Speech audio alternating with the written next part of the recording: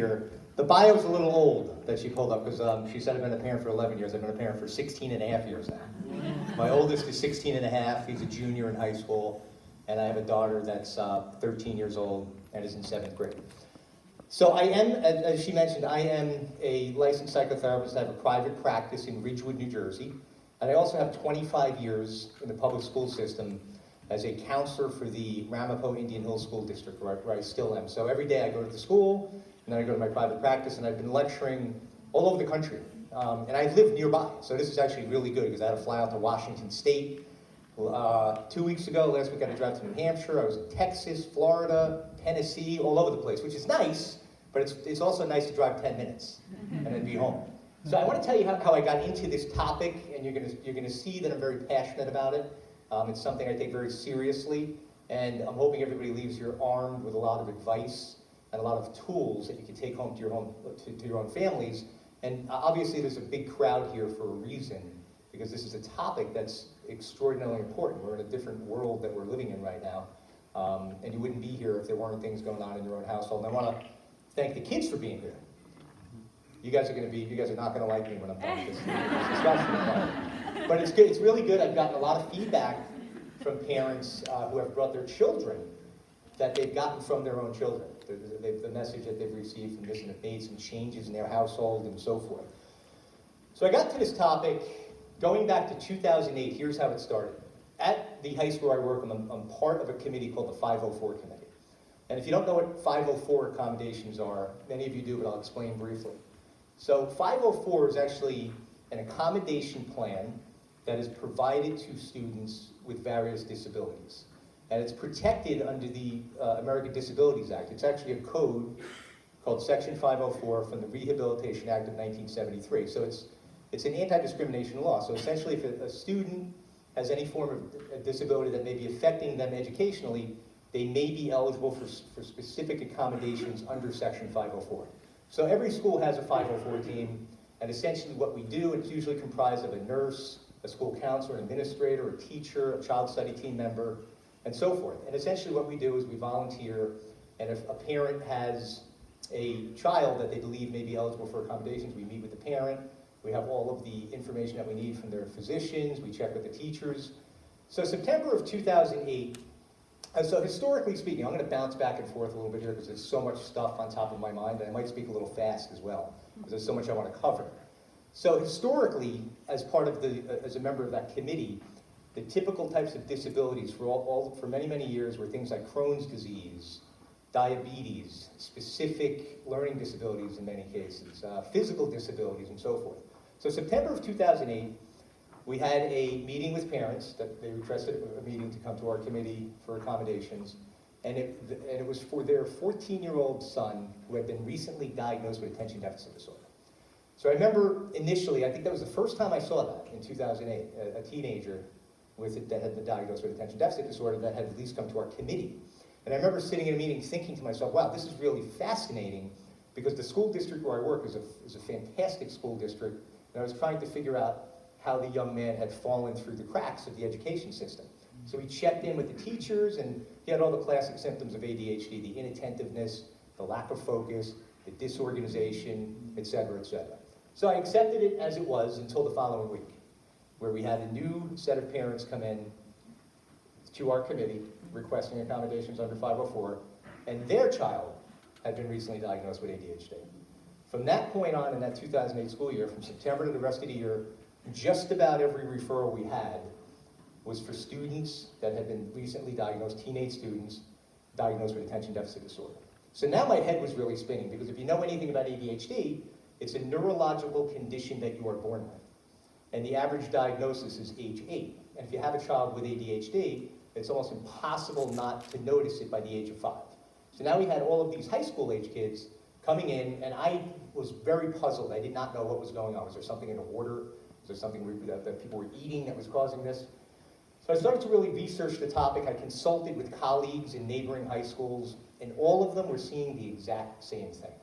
Just an inordinate amount of teenagers diagnosed with attention deficit disorder, and in many cases being put on high-powered stimulant medication. So I felt like I was kind of alone, like I was the only one sort of questioning this. Like, there's got to be something going on here. This is not normal.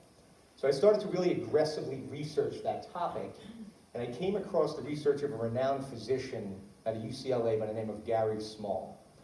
Now, Gary Small had conducted a study back in 2006 called Your Brain on Google. And essentially what him and his research team was trying to figure out was whether or not all of this technology, remember 2006 is much different than today. You know, we kind of just had like the internet sort of thing. So he was trying to figure out in his research, was all of this technology that human beings were consuming, was it good for them? Was it making them smarter? Was it harming their brains, et cetera, et cetera? So the media, and he used a lot of MRI images and so forth, and a lot of what they showed in their MRIs was the people's brains really illuminating, really lighting up when they were on Google, when they were on the internet and so forth. So the media really got a tremendous amount of media coverage with research, and they kind of took the research and sort of turned it into something positive, where they were suggesting that Google and the internet are making people smarter. But Dr. Small and his research team weren't seeing it that way. They were seeing it quite differently. So what really caught my eye was one of the researchers on his team who coined a term that he referred to as acquired attention deficit disorder. That's not an official term, it's just a term that he created. And what he meant by that was that they estimated that roughly 70% of kids diagnosed with ADHD of the older ages didn't really have ADHD. They had the symptoms of ADHD. They had to check off the boxes. They had the inattentiveness, the lack of focus, and so forth. But what they predicted was that what essentially really happened, because again, you're born with it. You don't catch ADHD. It's not a common cold. You don't catch it later. Something you're born with, it's a neurological condition. And what they estimated, what they believed, what they had hypothesized in their research was that perhaps all of this stimulation was doing something to their brain, which I'm going to talk about in a few minutes. So while I was doing my research, the Kaiser Family Foundation, this is in 2008, they had conducted their second research study. Actually, this is 2009 when the findings came out. Their second national poll on media use among 8 to 18-year-olds. Now, the first one they did was in 2004. And in 2004, when they conducted their research, their national poll for 8 to 18-year-old kids, their study revealed that the average kid in that age group was spending 6.5 hours per day using digital media. And they were really surprised because that's an astronomical number when you think about it, because that's 7 days a week, 40-something hours a week in total, more than an average person works in a full-time job, just using digital media. So again, their goal was to do this every 4 years. So now 2008 comes, and they were hesitant to do this national poll again because they felt they had reached a ceiling on the amount of time that there actually is in a given day for that number to go up from 6.5 hours. They conducted it again anyway, and when the findings came out in 2009, they discovered that the average 8 to 18-year-old was spending 7 hours, 38 minutes per day using screen media. Anybody want to take a guess at what changed between 04 and 08 to elevate that number by 1 hour and 8 minutes? Like better technology? Two things emerged between 2004 and 2008. Social media was born, specifically two things, Facebook and YouTube. Those two social media platforms elevated that number from 6.5 hours a day to 7 hours and 38 minutes a day. So now the next study that was conducted was by Common Sense Media in 2015, and they just did another one recently. But let me refer to the one in 2015. When those findings came out, the results showed that the average kid in that age group was spending 9 hours a day using screen media. Now the 9 hours it's really still closer to 7.5 because they included something called multitasking. So if a kid was on their phone, listening to the music, watching YouTube and so forth, they counted that collectively. Now let me go back to 2008. Now that 7 hours and 38 minutes that I just mentioned, as well as the 2004 6.5 hour research, only included 4 types of digital media. It only included TV watching, computer use, video game playing, and portable music listening devices. Remember those MP3s? Those antiquated dinosaur sort of music listening things? 2015, so that number going from 2008 to 2015, going up so high, anybody want to guess what changed then? It's something everybody has in their pocket right now. The modern day weapons of mass distraction came out in around 2008, the smartphone. All right, so now you have all of those things, your TV, your camera, your social media, everything, your music, your social media, you name it, wrapped up in the size of a deck of cards in your pocket everywhere you go. All right, so why is this problematic, right? That sounds a little crazy, right? 7.5 hours, 9 hours a day. So just a few weeks ago, about a month ago, Common Sense Media did their most updated version of their national poll.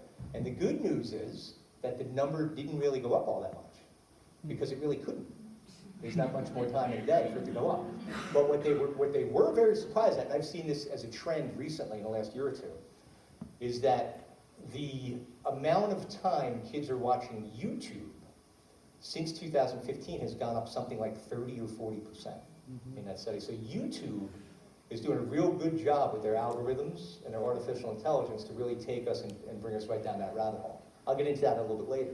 So let me explain to you a little bit about, aside from the attention deficit disorder, why this is a problem. And by the way, this is the new book, but this book is my existing book. It's not new, it's almost 3 years old, but the revised version right here with the big publisher is now going to be coming out next August. So I have some of the old one available still in the back when you leave. It's a fantastic book that's done very well, and then the new one will be coming out in August. So let me show you something here, why this is problematic, and we're going to continue and talk about the brain and so forth. So if you look at that image up there, see those tree branch looking things? Those are called neuropathways. So each one of those neuropathways plays a critical role in human functionality. So you need these neuropathways to do what human beings do. You need a strong neuropathway to be a good communicator. You need one to be a good listener. You need one to be able to cope with things that don't go well on a day-to-day basis. You need one to go on a job interview when you graduate college and wow the people in front of you that are interviewing you, even if your GPA isn't all that good. So these are critically important to what it means to be a human being. That's how we're wired. Those are the electrical impulses in our brain to allow us to do what we're supposed to do as human beings on a day-to-day basis. Now, here's the issue. There's something known as neuroplasticity. So I'm going to give you an example. You see this microphone I'm holding? This is made out of very firm plastic. Raise your hand if you think I can manipulate this piece of plastic right now and roll it up into a ball and play catch with the woman right here. Do you think I could do that? I can do that. I go to the gym. No. If I went to the maintenance shed here and got a blowtorch out, I could melt this microphone, soften it, and now I can manipulate it into whatever shape I want. The human brain is not much different than that. And that's where the term neuroplasticity comes in. It's actually the greatest breakthrough in modern day psychology, meaning that the brain is malleable. The brain will adapt, and it will change, and it will adjust to any environment that it is spending the most time in. So essentially, any human brain that is engaged in anything that's considered highly stimulating for 3 hours or more per day, the brain will grow new neural pathways to adapt to that environment. And we know that the average kid is spending 3 times that amount per day. And in fact, the kids in here are going to like this. The adults are spending slightly more than that. And that is a fact. All right, so although that sounds frightening, there's something even more frightening that's known as neural pruning. Now, neural pruning is this. Any of those pathways that are not being utilized become weakened or naturally pruned away by the human brain. And I'll give you an anecdotal, some anecdotal things that I've seen over the last, let's say, 5 years. So like I mentioned, I've been a high school counselor for 25 years. I have kids in my office at the high school, at my private practice on a day-to-day basis. And I can tell you that we have more kids nowadays that lack critical communication skills. I'll have kids come to my office and I'll tell some of my funny jokes and it goes right over their head. And little things like that, but there's certain little nuances that they're not picking up on, and as far as communication is concerned.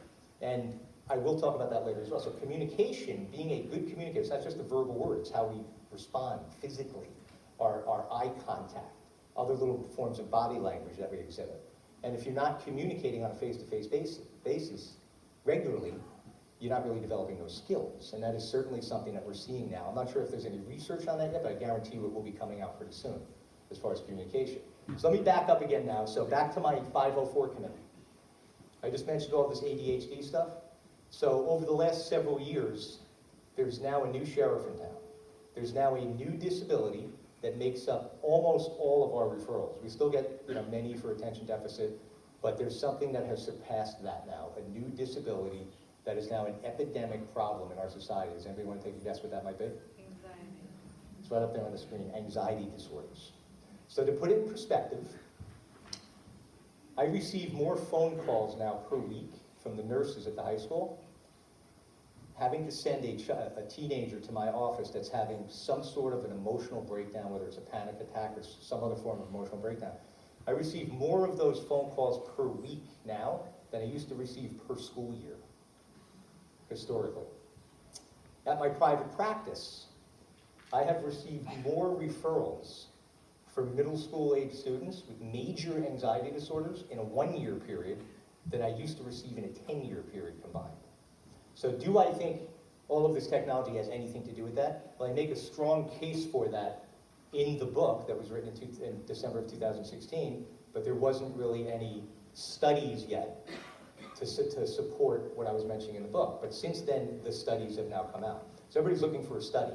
I just tell people, forget the study, follow me for like a week, shadow me, and you'll see exactly what I'm talking about.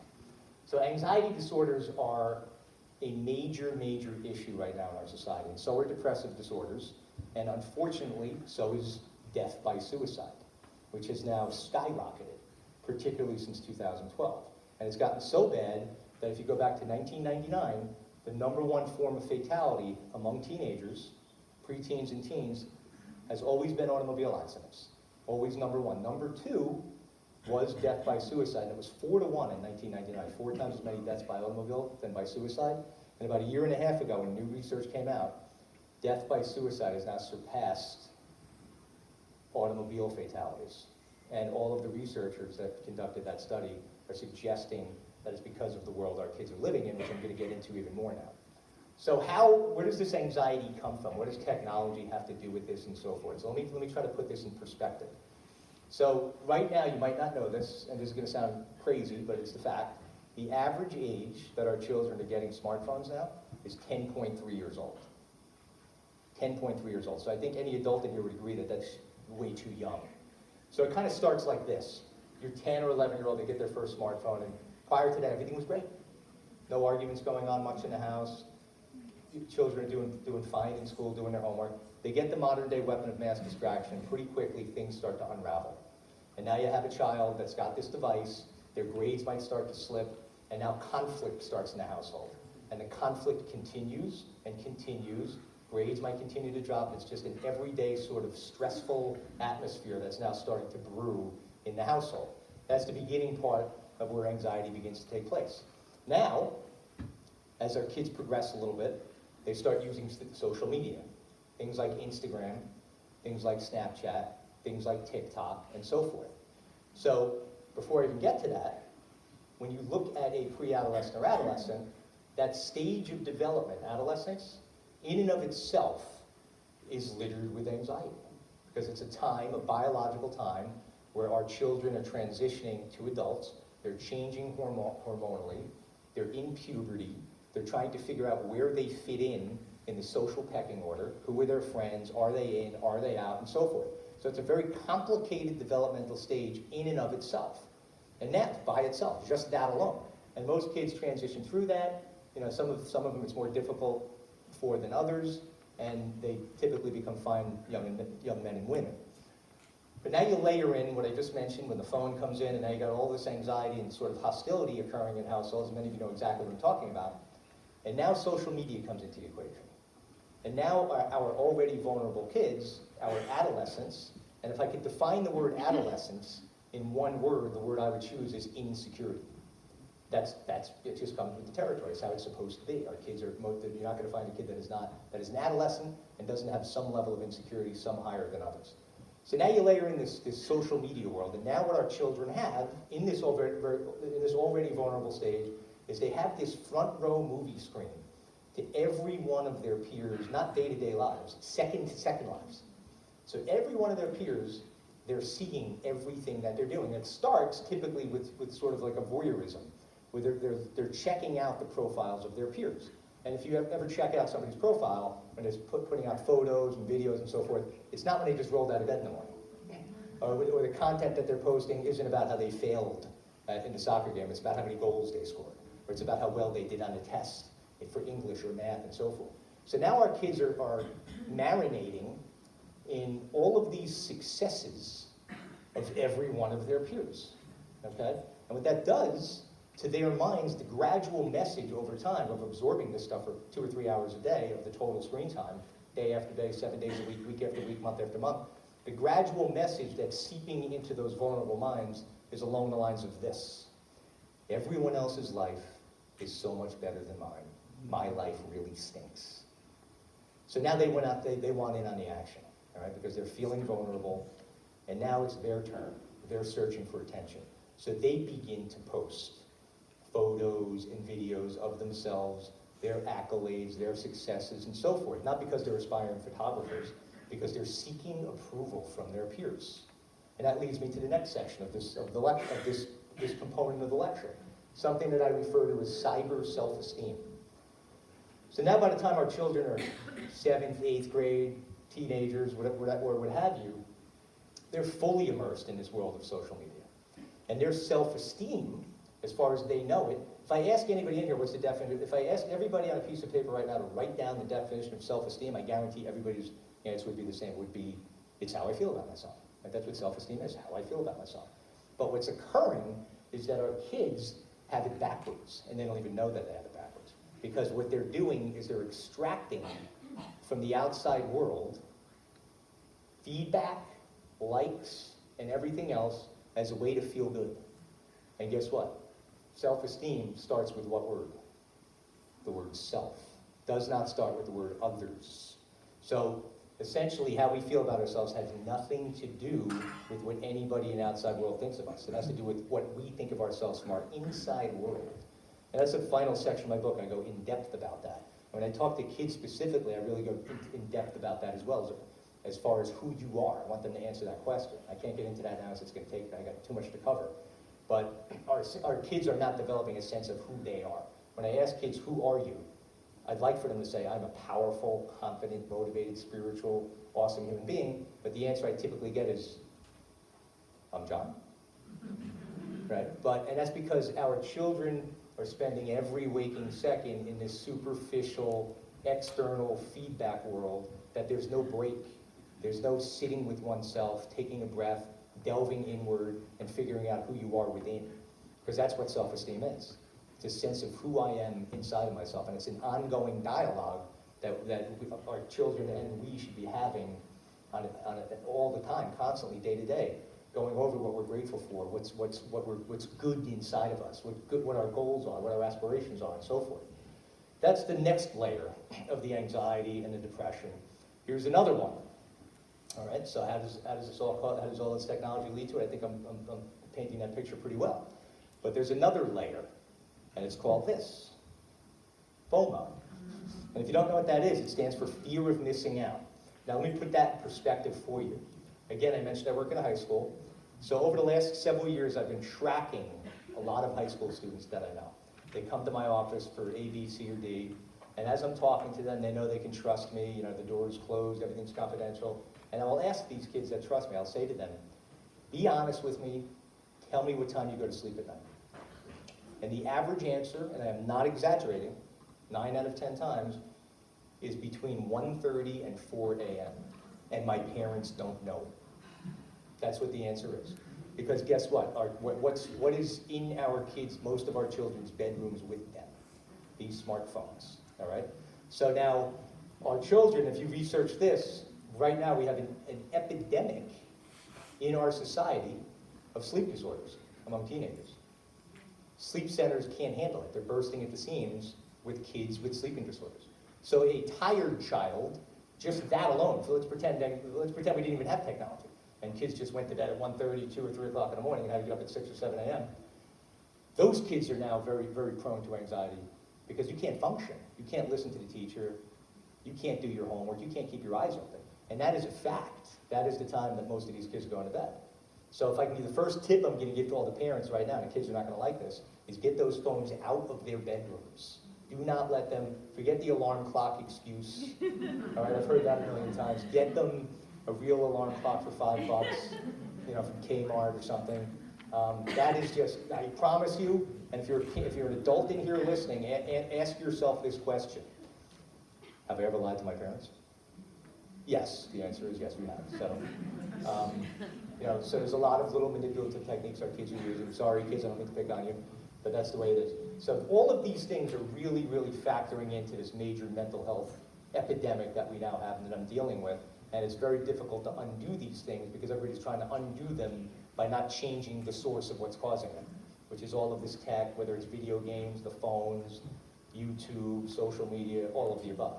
So it's so bad that our kids are spend more time staring at screens than any other life activity, including sleep. All right, way more than a full-time worker works in an average week. So as I'm talking about the brain and mental health, I want to talk a little bit about multitasking. So let me explain what that is. Multitasking is task switching. So it's moving from one thing to the next. And if you've ever looked, maybe a lot of adults do this as well, we're constantly going from one thing to the next. You might be on YouTube, then you're on Facebook, then you get the TV on, then you're on the phone, then you listen to your music. And with kids, it's doing your homework, trying to write a paper, and then you get an alert. And you get 2 sentences in, then you get another alert, then another alert. And you have these jumbled up research papers. If you talk to any English teacher, they'll substantiate what I just mentioned. So multitasking is task switching. So let me explain that to you. And before I get into it, I'm going to ask the gentleman here to play this video. So watch this video closely. Remember when I asked you to pause it? They hit pause for me, and then I'll talk more about it.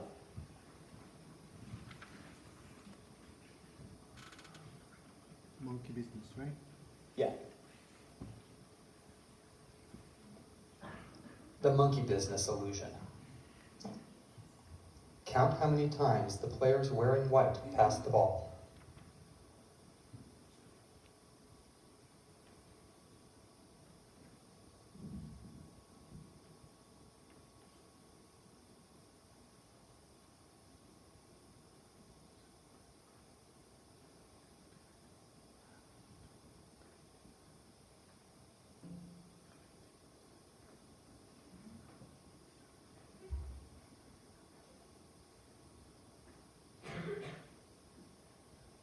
All right, you can pause it.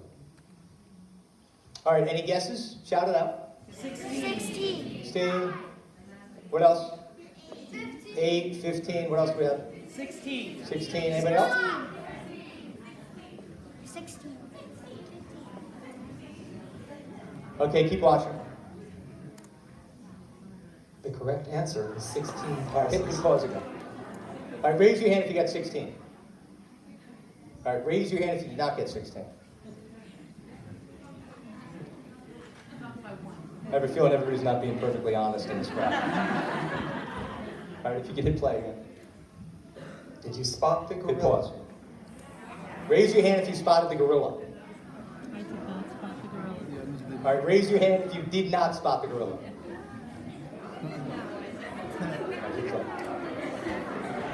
For people who haven't seen or heard about a video like this before, about half missed the gorilla.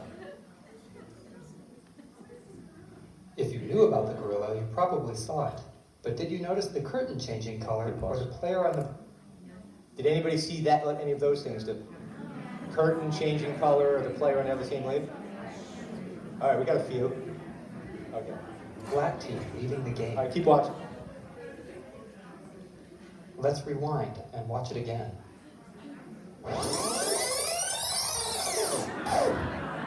Here comes the gorilla, and there goes a player, and the curtain is changing from red to gold.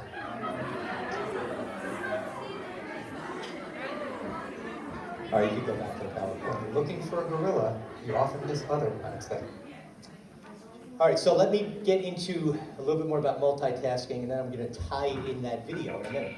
All right, so there was a gentleman by the name of Clifford Nass who was a professor at Stanford University. He passed away a few years ago, unfortunately.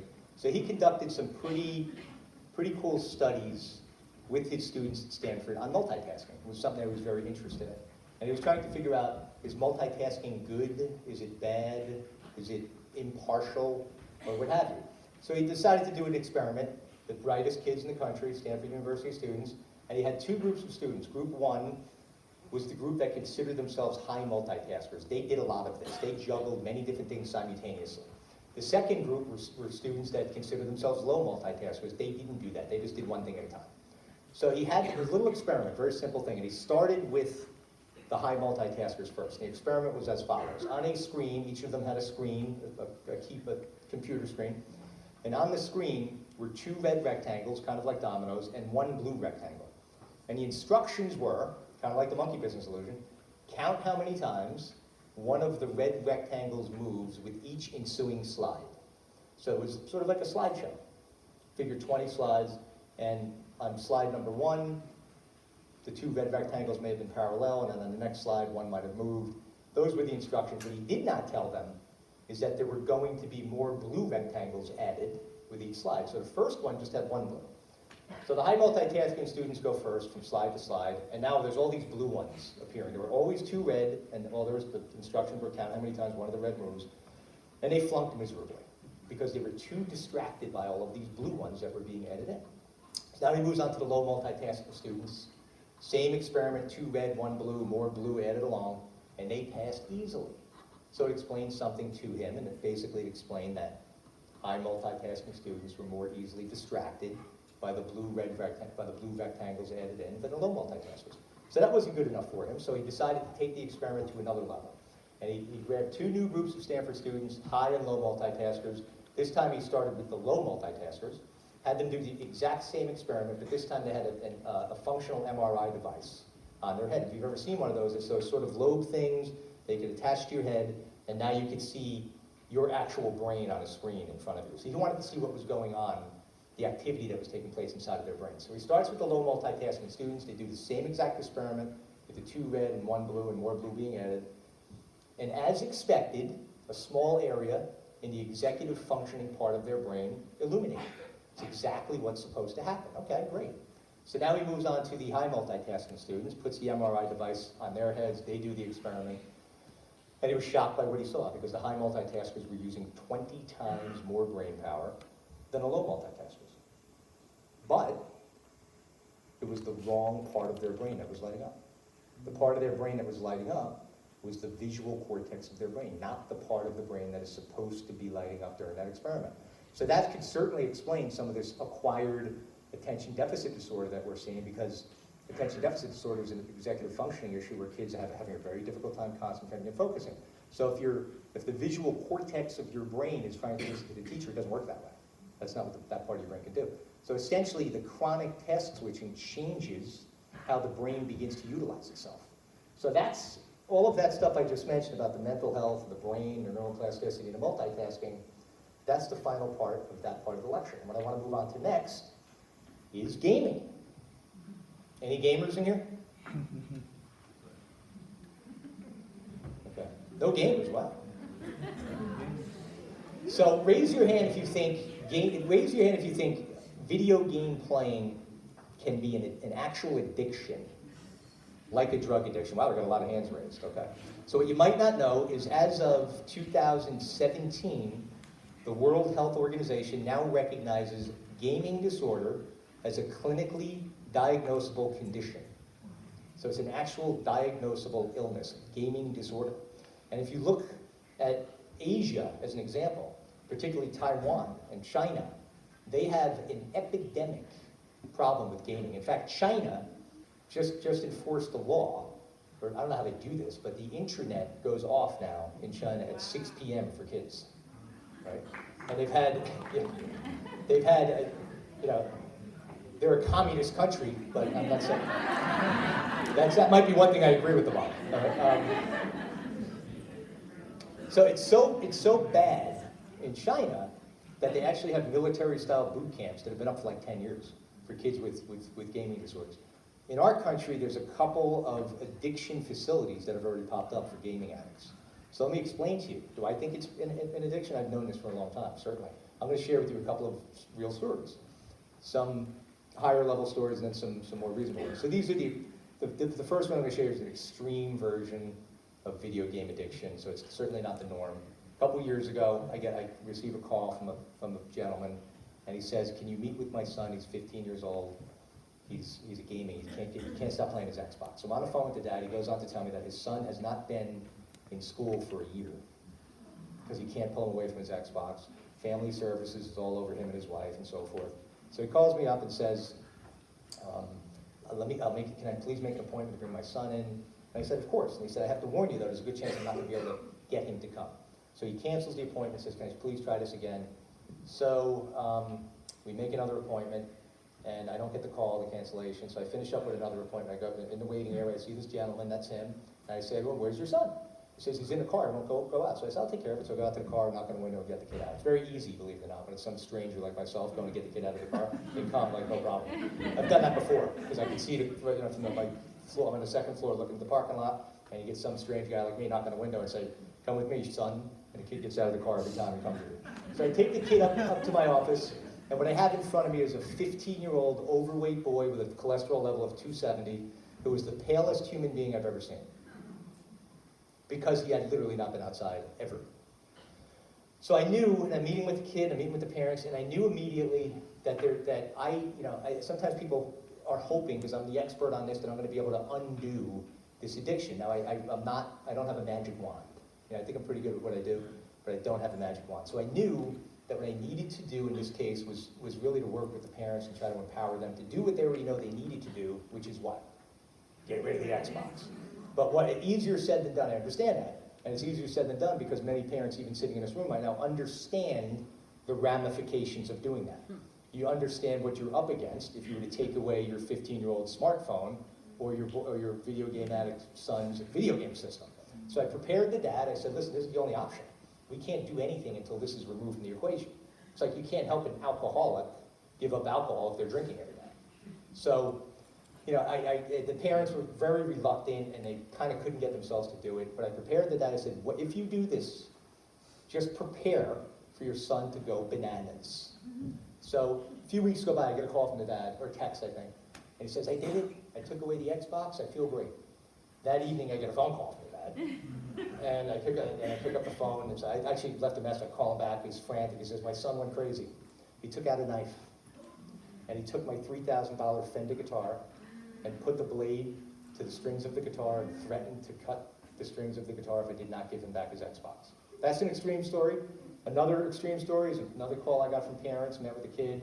They took away this boy's video game system, 15, 14-year-old, however old he was, and the kid proceeded to go into the family room and smash the coffee table to smithereens.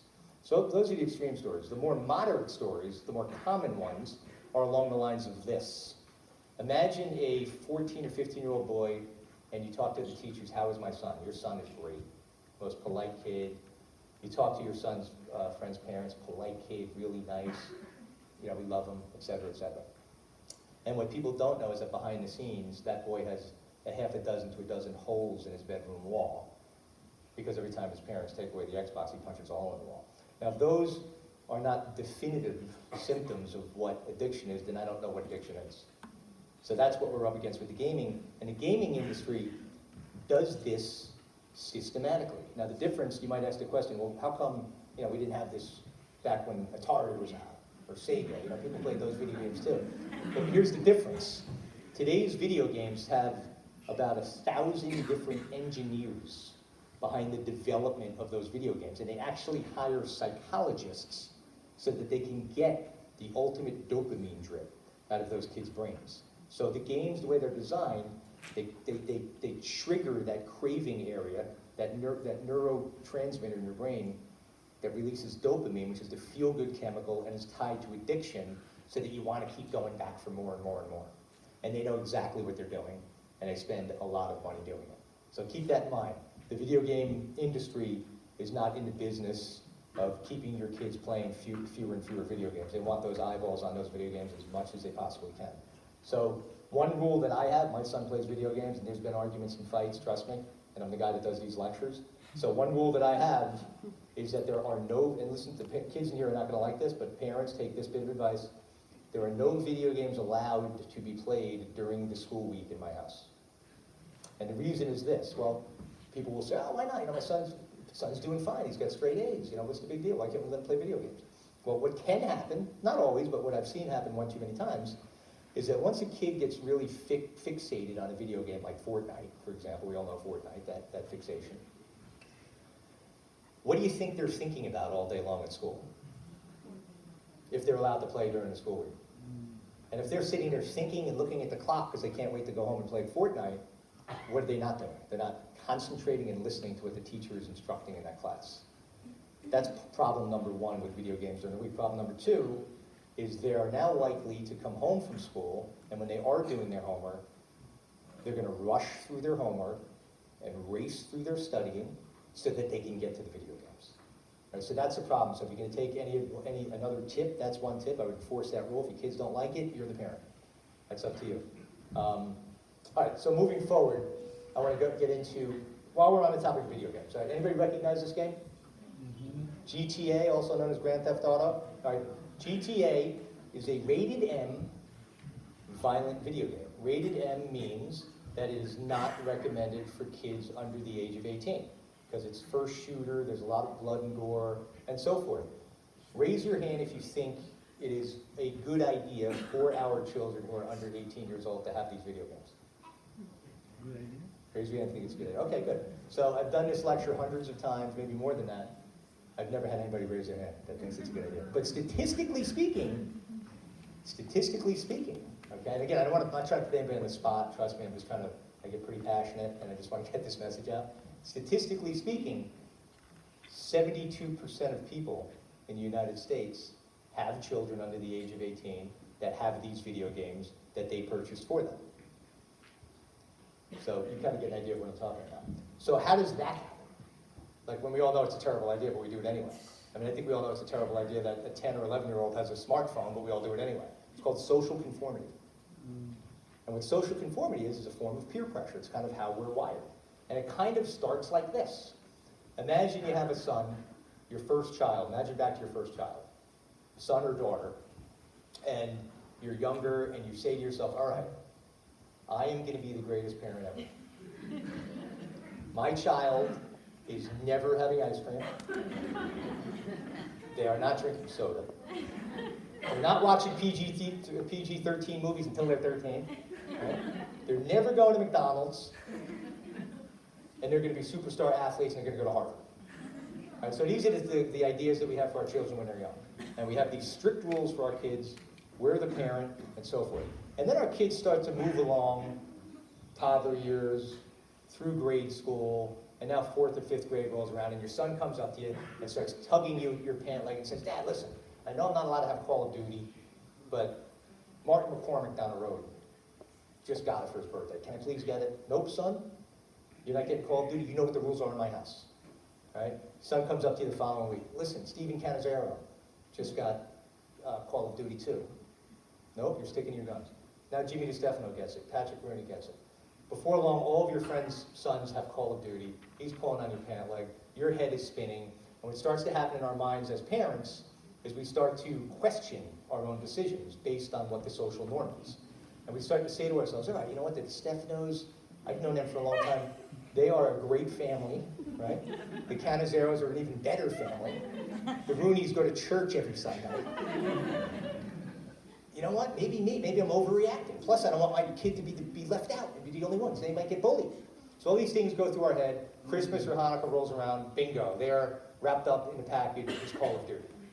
That's what social conformity is. Okay. And if you don't agree with that, I'm going to show you a video. And the lady that just laughed, you're going to hear her laughing harder than she's ever laughed in her life when you see this video.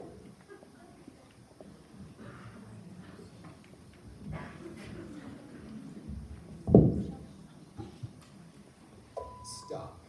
Pay attention. Take a look at this crowded waiting room. These people may appear to be waiting for the eye doctor, but they're actually waiting for the first test subject in our hidden camera experiment. And here she is, right on time for her 12 o'clock appointment. Hi, how are you doing? This woman thinks she's here for a free eye exam.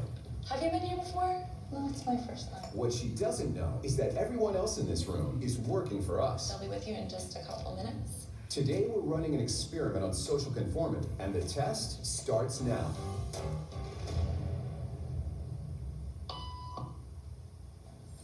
Did you hear that?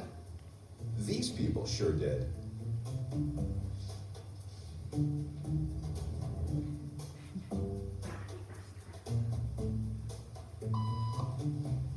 It doesn't take long for our test subject to notice a pattern. Beep means stand up. But why? And if you were in her shoes, what would you do the next time the tone sounds? While you might think you make your decisions all on your own, when it comes to peer pressure, all too often, your brain is just following the crowd. It's all around you, every day, an invisible force you're probably not even aware of. It affects what you do, how you think, and who you are. It's called social conformity, or peer pressure. And while it might not sound like a good thing, it's actually not so bad. The truth is, your brain craves synchronicity and takes comfort in the ease and efficiency of just going with the flow. And whether it's simply knowing what to wear in the morning, supporting your team at the big game, or even marching off to war, we're all programmed to be part of the group. And that's because your brain knows that there's power in numbers. We set up a hidden camera experiment to see if this woman would stand up at the sound of this tone, simply because everyone else is. You might be thinking you'd never go along with this. Or would you?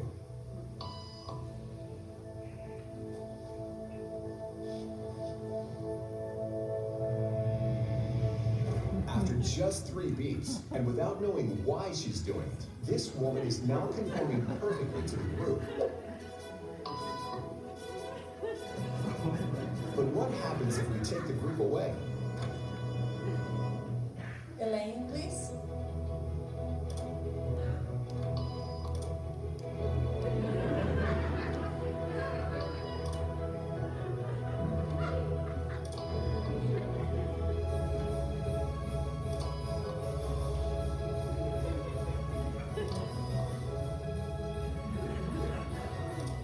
Okay, now she's alone. The crowd is gone, and nobody is watching her, except our hidden cameras. What do you think she'll do?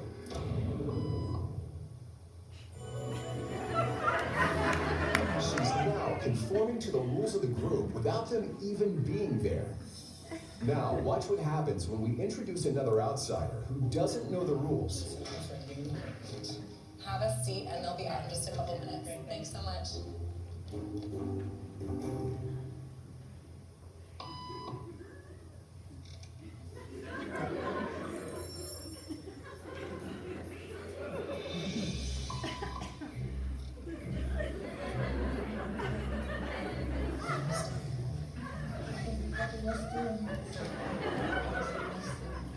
Think she'll teach the new guy what to do?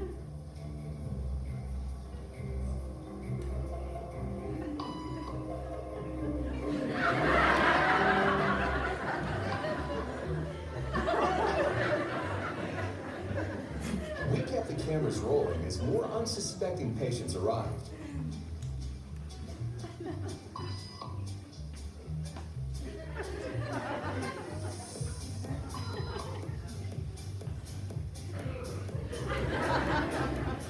And slowly but surely, what began as a random rule for this woman has now become the social norm for everyone in this waiting room. Here to explain what's going on in their brains is Jonah Berger of the University of Pennsylvania. This sort of internalized form of herd behavior is part of what we call social learning. Starting at a very early age, when we see members of our group perform a task, our brains literally reward us for following in their footsteps. When I saw everybody stand up, I felt like I needed to join them. Otherwise, I'm like excluded. Once I decided to go with it, then I felt much more comfortable. Conformity is how we become socialized, but it can also cause us to develop bad habits or repeat past wrongs. And it's why even this rebel, who wasn't standing for any of this nonsense, eventually joined the ranks. And the only thing more shocking than seeing how easily conformity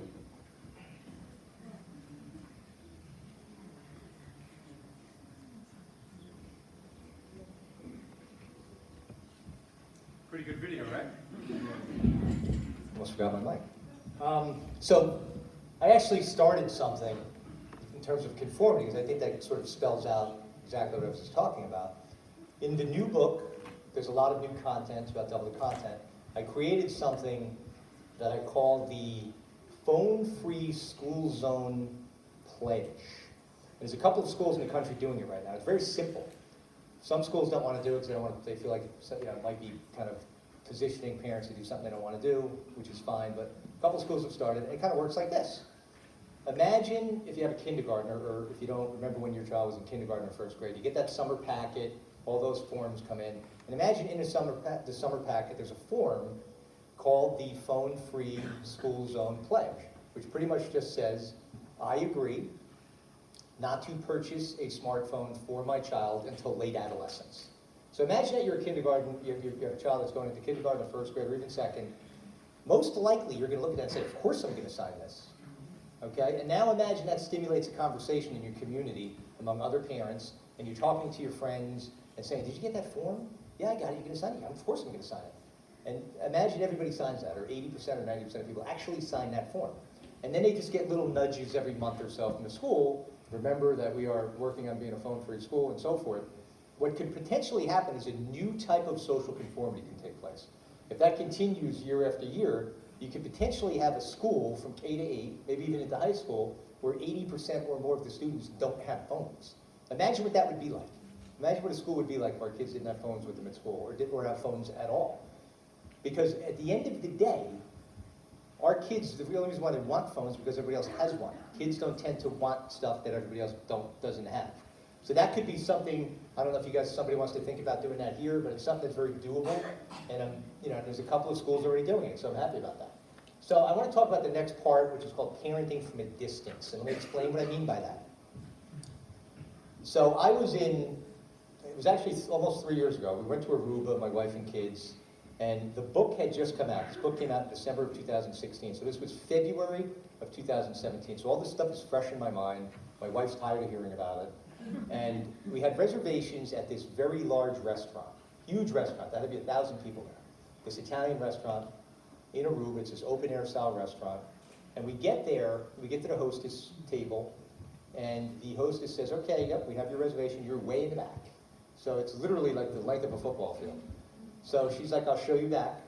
So we're walking to the back, and as I'm walking, it's all families, as we're navigating our way through this tremendously huge restaurant, everywhere I look, every single kid, maybe one or two, was staring at a phone or a screen. Either an iPad or a phone.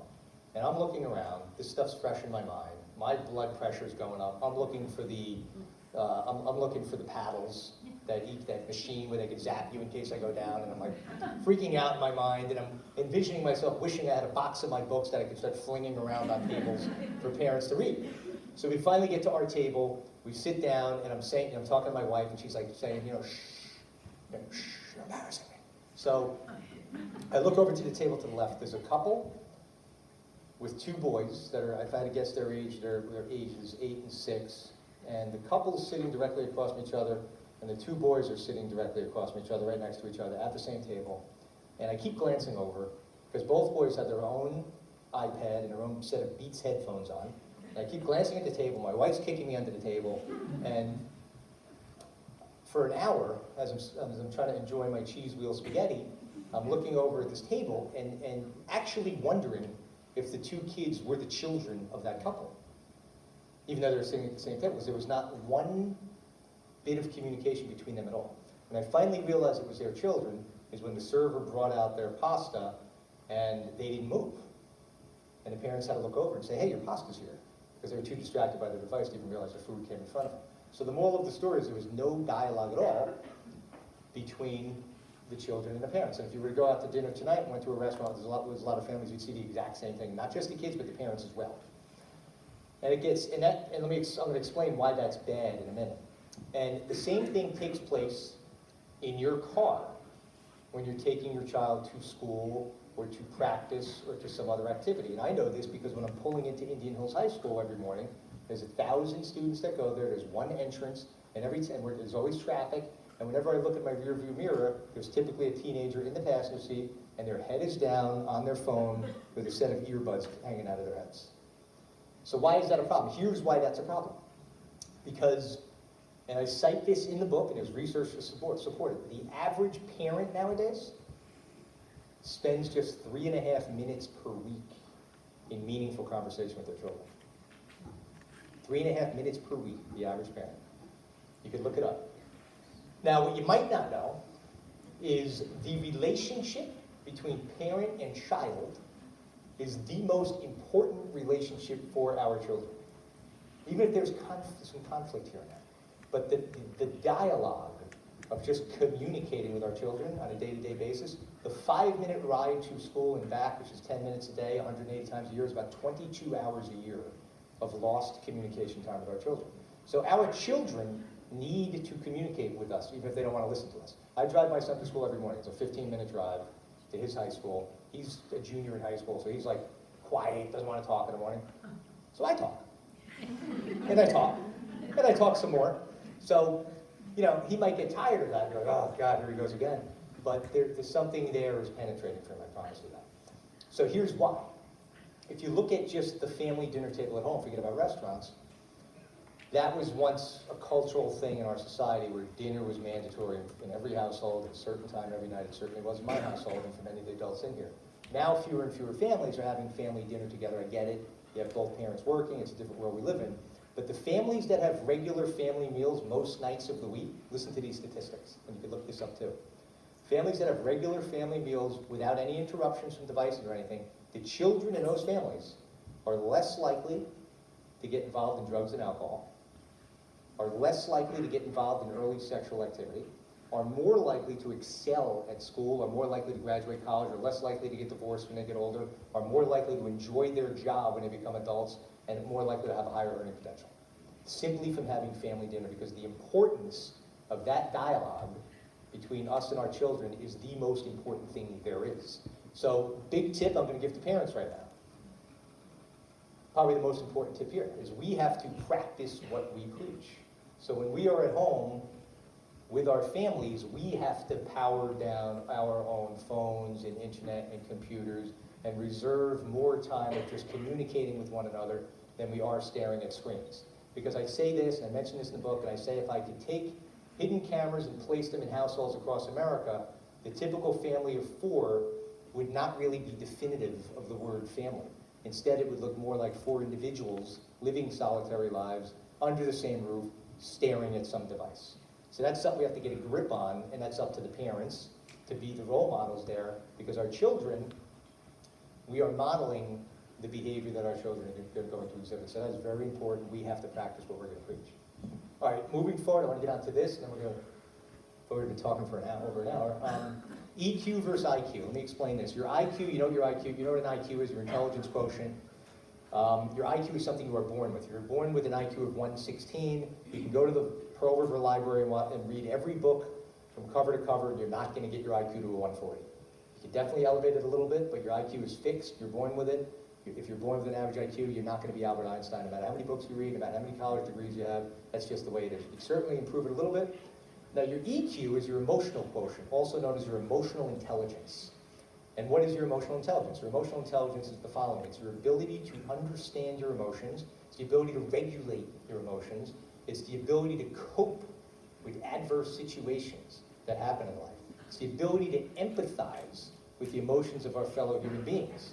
It's the ability for the recent college graduate to go into a job interview, even though their GPA is not all that good, and kill it because there's something about them. Now, here's the key. Your EQ, having a high emotional intelligence, is twice as important for life success as having a high IQ. Now, your EQ, on the other hand, is not something that you're born with. The EQ, or strong emotional intelligence, is something that requires a tremendous amount of work to develop. Does anybody want to guess what that is? What work I'm referring to?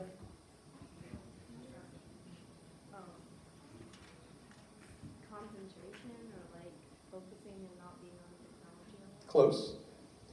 So to develop a strong EQ requires lots and lots of face-to-face interaction with other human beings. See, that's what's inherent in us. Human beings are social, emotional beings. We're supposed to be among other people communicating. And communicating, the verbal form of communication is only a small part of communication. We communicate with one another energetically. The little nuances of our expression. We pick up on the emotions of other people. We really do. And developing a strong EQ is what's going to get our kids, when they graduate college, it's going to provide them that ability to go on a job interview and get a job, and to be able to cope with situations that don't go their way when they get into the workforce. When the boss says to them, you know what, that was a terrible report you just did, to be able to handle that. So I share that because here's the problem. The generation of kids nowadays have very little face-to-face interaction. Not a fraction of the amount that is necessary to develop a strong EQ. Why? Because they're not at the parks running around. Kids aren't outside as much as they used to be when they're younger, using their creative imaginations and making shapes out of clouds and scraping their knees and getting into scuffles with other kids. They're inside, cooped up for countless hours a day staring at a screen.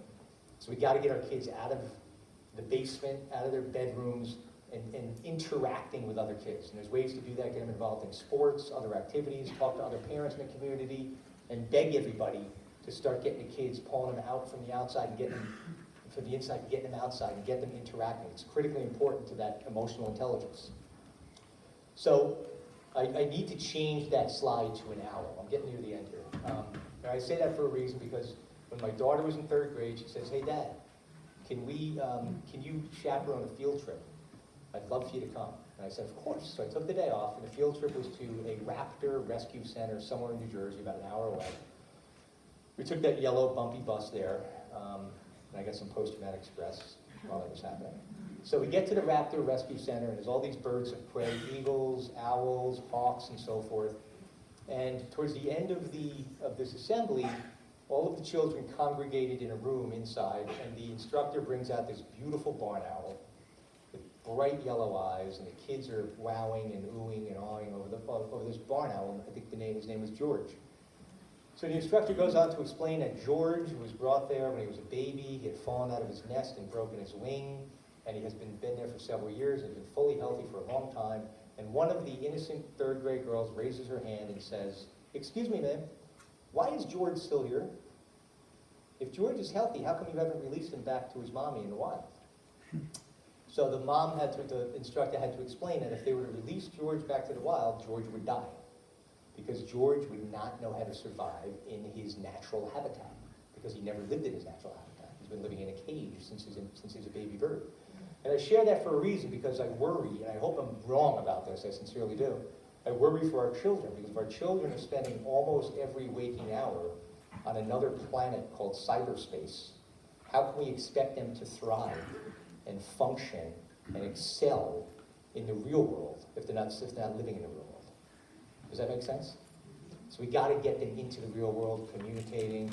In my book, in the back of the book, I have a whole chapter, a whole section on mindfulness, on quietness, on boredom, the importance of boredom. Boredom is the miracle grow for our children's mind and emotions. And kids today have never been bored, because anytime there's a moment of downtime, they're in front of a screen. Whereas when we were children, every generation before that, you had to be creative. You got to make forts out of your bunk beds inside, or you go outside and make igloos when it was snowing out, whatever it might be. So boredom is how, especially for younger kids, it's what stimulates their creative imaginations. And boredom is how we get to know what's inside us. But our kids don't know the answer when I say, "Who are you?" because they've never been bored, and have therefore never delved within themselves to uncover what actually exists deeply within them. All right, so I want to go real quick, one last component, and then we're going to take some questions, what I call hypnotized by fear. So let me explain something. What is our mind? What is thought? So thought is essentially what we experience. What we think is based on what we experience in the world. What is being delivered to us. All right, so the news, we'll use that as an example. So right now we have, if there is a kidnapping in the middle of Mississippi, your phone now tells you 5 seconds after the kidnapping. Whereas in the past, you wouldn't even know that it happened. There was an attempted kidnapping a number of years ago in my town. And then there was another one, and then another one, and then another one. And in a 1 month's time, I live right up here in Upper Saddle River, there were 19 attempted kidnappings. And I remember, so I had gotten a call from a local newspaper reporter that knew I lived in town and so forth. And she says, "Listen, would you mind?" I got an email from her. She said, "Can we do an interview? So I'd like you to provide some tips and stuff for parents on how to handle the kidnapper situation. So everybody's on eggshells all over my town and so forth. And so I get on the phone with this reporter, young woman, and I knew everything I was about to tell her was never going to be printed in the Bergen record. So I went out to tell her, she's like, all right, so let me hear your thoughts. I said, I don't think there is a kidnapper. And I went out to say what I think happened, and I gave my version of the story. I said, probably what happened is there was a couple of teenage boys that just got their license, and there was a little girl walking down the street, and they thought it would be funny, because teenage boys do stupid things, to pull up next to that girl and say, hey, little girl, you want some candy? And what does the little girl do? She runs home to her mom, because that's how she's been taught. We, of course, want to teach our kids those things. Be safe, don't talk to strangers, don't take candy from strangers, and don't get in cars with strangers. So I go on to explain, I say, that's probably where kidnapping number one was. So what did that girl do? She runs home, right? She tells her mom. What's the first thing the mom does? Calls the police. What's the second thing the mom does? Posts it on Upper Saddle River Mom's Facebook page. So now every mother in town now hears about the alleged kidnapping. They now have a conversation with their children. The antennas are up for everyone, including the children. Everybody's on high alert. And now kidnapping number two happens 4 or 5 days later. It's an elderly gentleman. This is just my example I'm giving to the reporter. That's at Elmer's Country Store, which is the only store in Upper Saddle River where kids go after school. There's a couple of kids with their Coca-Colas and their Reese's peanut butter cups and their Snickers bars. And an elderly gentleman who's trying to find Route 17 parks his car and walks over to them. And they see this elderly guy walking slowly towards them. And they sprint home. Kidnapping number two takes place. This is what I'm telling the reporter. Kidnapping number three is me. I'm driving home. I'm in a good mood. It's 7 o'clock at night. I'm coming down my street. And there's a couple of kids, and I happen to be a very nice guy. And I beat my horn and wave out the window, and those kids sprint home and said some weirdo driving a blue car tried to kidnap us. So this is the story that I'm telling the reporter. And I finish my dialogue with the reporter, and there's a pause, kind of like this. And then she goes, okay, thank you. So to make a long story short, 2 or 3 days after that conversation I had with the reporter, Hurricane Sandy hits. And you remember Hurricane Sandy? Literally 2 or 3 days after that. 2 or 3. So now Hurricane Sandy took over all of the news. That's all you heard about. And there was never another mention of the kidnapper. And what happened to the kidnapper? You want to know what happened to him? I read that he got swept away by the fierce winds and floods of Hurricane Sandy. Now, essentially, everything becomes so sensationalized, and our minds are very, very vulnerable. Whatever we are exposed to the most, you might not realize this. I see this when I'm driving my son to school. I get sucked behind a yellow bus every now and then, and the bus will pull up to a street that's a dead-end street, and there's an SUV parked there, and I see a 15 or 16-year-old get out of the passenger seat to get on the bus, even though they live 4 houses down and it's 72 degrees out. Because of this fear of kidnapping. But what people don't realize, most people, is that, you might not know this, kidnapping is at an all-time historic low. So the likelihood of kidnapping is actually happening is very, very minuscule. But our minds don't recognize that because we hear about every little thing that happens or big thing in our society over and over and over again. And talk about anxiety. That certainly perpetuates anxiety. All right, so I am going to end there because I've been going on and there's other stuff I could talk about. And one last thing I want to mention, right? So technology, I know I'm going to give some tips actually, by the way. But technology, let me just explain something. Tech and all these things, there's nothing wrong with it. It's actually good. Like I could use my GPS on my phone to get somewhere. The problem is, kind of like this. If you go to the gym for an hour a day, that's a good thing, correct? If you go to the gym for 9 hours a day, you got a problem. If you have a glass of wine, that's fine. If you have 9 glasses of wine, you might want to look into that. That's the problem with technology. It's not that technology is better. 8 or 9 hours on average per day of anything is a problem, right? That is a problem. So I just want to clarify that. Now I want to go over some simple tips, some simple solutions, and we'll take some questions. Get your kids involved in doing things around the house, chores, let them take out the garbage. If you're sitting there loading or unloading the dishwasher and your kid's playing Xbox, get your kid off the Xbox, you go play the Xbox and tell them to start unloading the dishwasher. You want to get them involved. If you're going to get your kid a phone, which I don't recommend, on my website is a cell phone contract. The contract specifically says the following: your phone isn't your phone. It's mine. I'm the owner of it. I'm just leasing it to you for free. If you break it, you pay for it. If you violate a rule, it's being taken away. Have them sign that contract so they can't point their finger and say, it's your fault. They signed it, they agreed they will fail, they will have it taken away, but they'll now learn accountability. Start with a basic phone. Start with a flip phone. Every kid in here is laughing right now because there's not a kid in here that would be caught dead with a flip phone. Well, guess what? There's something called the dumb phone. You want to know what that is? I forget the name, but if you Google it, it looks just like a smartphone. But it doesn't do anything a smartphone can do. All you can do is text and make phone calls with it. That's it. So the excuse, if I need to get a hold of my kid, that's why I sent it to school with them, there it is. You can use that phone in case there's an emergency or something. Next, again, I mentioned this, keep those things at the car during the car rides. You want to facilitate, even for 5 minutes, communication. Have dinner together. If you can't do that, carve out 5 or 10 minutes a night. You can sit when the whole family is at home and have a conversation with one another every night of the week. I talked about this, no video games during the school week. Here's another one, I'm surprised I forgot this. The phones shouldn't be in the same house as our kids when they're doing their homework. Never mind next to them, our middle school and high school kids. I had a girl today in my office, and I said, how many hours of homework do you get a night? She's like, 5 hours. I'm like, no, you don't. You get an hour or two, but it's taking you 5 hours to do your homework. Because every 5 seconds, you're getting distracted by an alert on your phone. Or you're getting lost on YouTube or something like that. So those are nothing but a distraction. Keep them out of their area. The best place to have your kids do their homework is in a central location in the house. If they're up in their bedrooms, they're going to get lost on technology. They're going to get lost in their bedroom, and everything else is going to unravel, like I already mentioned. All right, so seek silence. I talked about that. Get your kids involved in exercise and other hobbies or what have you. Very simple things. And in the back of my book, I really go into depth about mindfulness and these little meditations that you can do. It would be great if you get your kids to do those things. If you have older kids, get them out, let them get a job and be active in the community. It's a great way to learn good communication skills. It's just, and monitor. There's the one app I would recommend. People always ask, what app should I get? There's only one I would recommend. It's called NetNanny. They've rebranded it. I know the guys who created it. And you can do anything on that phone. You can see everything your kid does. You can give them a certain 1 hour a day and it shuts off and they have no access to the internet. You'll get an alert if they go anywhere you don't want them to go. So, NetNanny. All right, so now, here's what I want you to do. All right, so you will get a if you text, everybody has a phone in here, so you can take your phone out.